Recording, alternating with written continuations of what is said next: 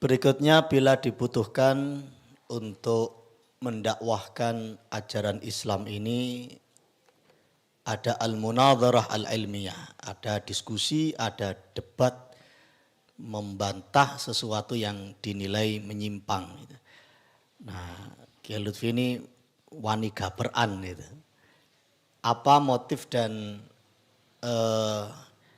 yang dilakukan oleh Kiai Lutfi dalam bab ini? Misalkan ulama-ulama pun juga melakukannya sampai menulis kitab. Misalkan Hadratus Syekh menulis kitab Ziyadatut Ta'liqat untuk mengomentari Kiai Abdullah Yasin. Kemudian Imam Ghazali dengan Ibnu Rusyd juga tulis-tulisan kitab gitu, untuk membela sebuah prinsip yang diyakini. Nah, Kiai Lutfi bagaimana ini yang bisa disampaikan kepada para santri? Ya, tentang masalah debat itu, pertama guru saya Abu Yazid Muhammad bin Alwi Al-Maliki itu kan dalam buku-bukunya ada rudud, ya rudud, soal warudud, jadi ada pertanyaan, ada jawaban, ada pernyataan, ada lagi pengkanteran, kan begitu ya. Itu guru saya Abu Yazid Muhammad bin Alwi Maliki mempunyai kitab-kitab seperti Mafahim Yajibu Antusohah, kan gitu kan. Ini kan kitab yang mengajari kita untuk berani berdebat. Walaupun misalnya tidak berdebat artinya dengan kasar, dengan apa, tapi ilmiah. Maka saya mengikuti beliau, saya harus kalau berdebat dengan suatu suatu aliran, saya harus menggunakan ilmu. Bukan menang otot atau menang ini, enggak, tapi harus jadi menggunakan akal, bukan okol katanya. Saya suka menggunakan akal, bukan okol. Nah, orang menggunakan akal itu harus terlatih. Terlatih mulai dari bacaan, kemudian juga menulis, kemudian mengutarakan. Terlatih akhirnya akan timbul itu. Secara otomatis. Ya, seperti dalam hitungan-hitungan. Kalau kalian terlatih ditanya 1 tambah 1 sama dengan berapa? Pasti bisa jawab. Ya kan? 2 tambah 2 berapa? 4. 5 tambah 4 berapa? 9. Gak usah mikir karena terlatih. Gitu ya. Maka ilmu pun demikian. Ilmu kalau disampaikan akan terlatih. Demikian juga kalau ada lawan bicara, maka akan terlatih. Nah, kalau lawan bicara ini aliran sesat, maka ilmu yang kita miliki akan menjadi terlatih, terkeluarkan semuanya, tersampaikan. Apa yang disampaikan? Yaitu ilmu yang kita pelajari di pesantren, yang kebetulan babnya itu bab tentang apa yang diingkari oleh aliran sesat tersebut. Itu aja sebenarnya. Misalnya gini, kalau ada aliran sesat mengatakan bahwa besok itu nggak ada namanya Imam Mahdi misalnya.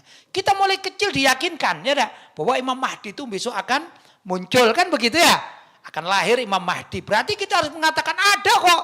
Lah kalau kita berani mengatakan ada, maka kita harus berargumentasi dalilnya apa, hadisnya apa, keterangannya apa. Maka kita mutola'ah. Ini menambah hazanah. Begitu caranya ya. Maksudnya kita sekarang tahlilan di mana-mana, kita ahli tahlil keluarga kita, kan orang NU kita ya. NU ya kita ya, alhamdulillah ya. Ini pengurus NU ya. Beliau pengurus di struktur ya. Kalau saya di kultur saja lah ya. Itu walaupun saya juga struktur, tapi di MWC saya. Alhamdulillah lah masih diakui gitu ya. Nah, di NU itu kan tahlilan orang-orang. Kita jangan diem, karena apa? Ada orang Wahabi yang anti tahlil.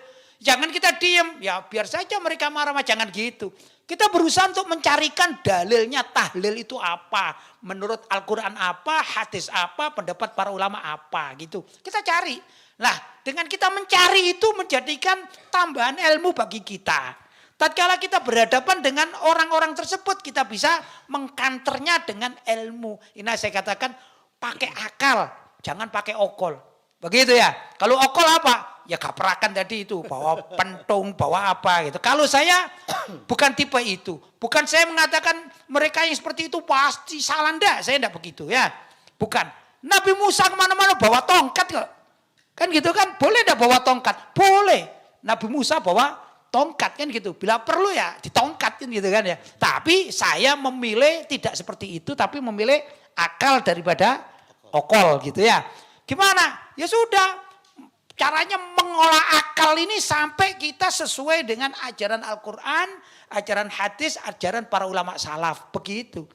Maka kalau sudah itu kita kuasai, dikatakan idza kunta za ilmin fala takhaf ghurabatan. Kalau kalian itu punya ilmu, jangan takut terasingkan. Jangan takut hidup di mana saja. Misalnya ini 1.000.000 orang sesat. Kita berada di tengah-tengahnya 1.000.000 orang sesat tadi ini berada sendirian.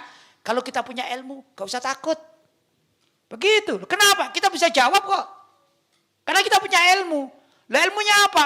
Ya kata para ulama, al-ilmu fis sudur, lafis sutur. Ilmu itu yang ada di dalam hati. Kita hafalkan, kita miliki. Lafis sutur, bukan sekedar ditulis. Maka ilmunya harus mateng begitu ya. Kalau sudah ilmunya mateng, ya hidup di mana saja, enak saja. Mau di debat model apa, misalnya kalian ahli di dalam matematika tadi ya. Oh, ini 1.000.000 orang mengatakan 1 tambah 1 sama dengan 13. Kalian yakin bahwa 1 tambah 1 sama dengan 2. Gak usah takut. Kalian bisa berargumentasi. Iya, ayo panggil itu profesor-profesor. Didatangkan. Coba 1 tambah 1 sama dengan berapa? Pasti mengatakan 2. Nah kalian ini yang sesat-sesat ini kok 1 tambah 1 sama dengan 13 kan sesat kalian. Nah gitu, kita pasti menang. Karena kita tahu hakikat dari ilmu itu. Begitu ya.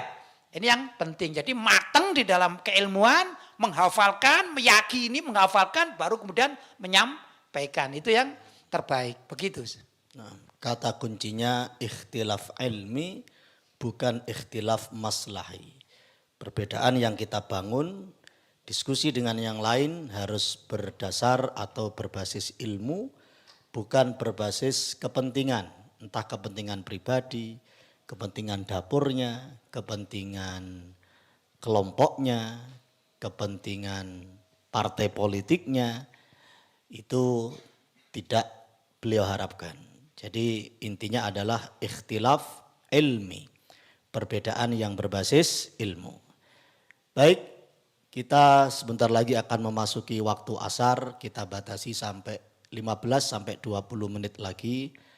Dan nanti kita masih ada sesi 2 di malam hari tentang bagaimana kita mempertahankan dan membela akidah Ahlus Sunnah wal Jamaah. Tapi barangkali untuk sisi humanisme Kiai Lutfi tentang bagaimana beliau, bagaimana kiprah beliau lebih dekat dengan Kiai Lutfi. Silakan barangkali ada santri yang akan mengajukan pertanyaan. Fadhal.